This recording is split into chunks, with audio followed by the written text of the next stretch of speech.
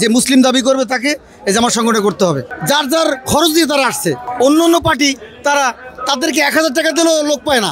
জামাত ইসলামী একটি রাজনৈতিক সংগঠন। হ্যাঁ, অবশ্যই যেমন রাসূলুল্লাহ সাল্লাল্লাহু আলাইহি সাল্লাম তিনি মসজিদের ইমামতি করেছেন, যিনি মসজিদের একজন নিয়মিত মুসল্লি ছিলেন, এবং আর একদিকে তিনি রাষ্ট্র পরিচালনাও করেছেন। আমরা দেখেছি সাহাবায়ে কেরাম বিভিন্ন দেশ প্রদেশের দায়িত্ব পরিচালনা করেছেন, তারা রাষ্ট্র পরিচালনা করেছেন। সুতরাং জামাত ইসলামীও এভাবে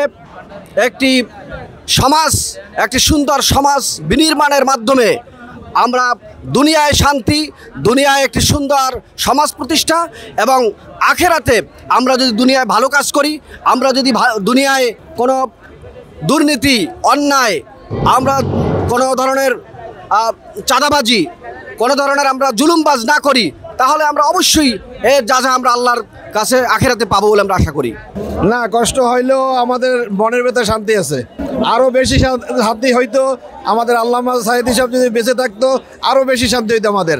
জন্মলগ্ন ব্যক্তি সাঈদী হিসেবে ভালো জানি না, জামাতকে ভালো জানি। ভিন্ন এই জন্য আমরা আল্লাহর আইন চাই, সত্য করে শাসন চাই, এবং কোরআন হাদিসের দৃষ্টিতে আমরা চলতে চাই, আমরাও চলতে চাই, মানুষকে চালাইতে চাই। মাত্রাতেও আমরা সমস্ত আলেম ওলামারা একত্র হয়ে আমরা নিজেরা সংসদে যাওয়ার আমরা চেষ্টা করতেছি।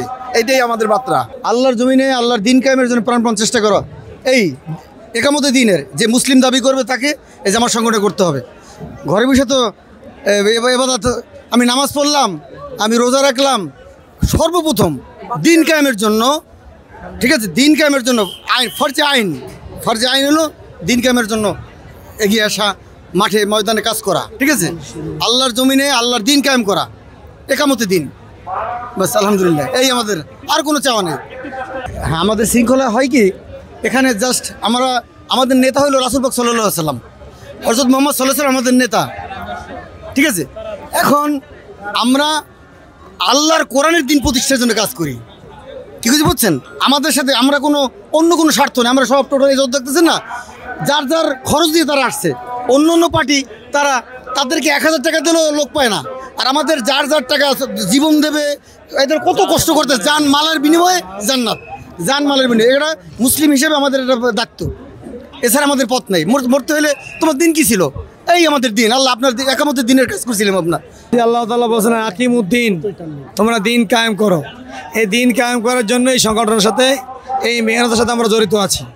স্বাভাবিক যখন দেখা যায় কেউ ন্যায়ের পথে থাকে, তখন ফারিকুম ফিল জান্নাতি ও ফারিকুম ফিস সাইর, এক তবকার মানুষ জান্নাতের দিকে যায়, আর এক তবকার মানুষ জাহান্নামের দিকে যায়। আর আল্লাহ রাব্বুল আলামিন বলেন ইয়াউমা নাদউ কুল্লা উনাসিম বিইমামিহিম, যেদিন প্রত্যেকটা মানুষকে আমি তার নেতা সহকারে ডাকবো। এই জন্য আমরা এমন নেতার পথ অবলম্বন করি যে নেতা কিয়ামতের ময়দানে মাথা উঁচু করে দাঁড়াতে পারে, আর আমরাও তার সাথে হতে পারি, যাতে আমাদেরকেও জান্নাত যাইতে কোনো বাধা না হয়।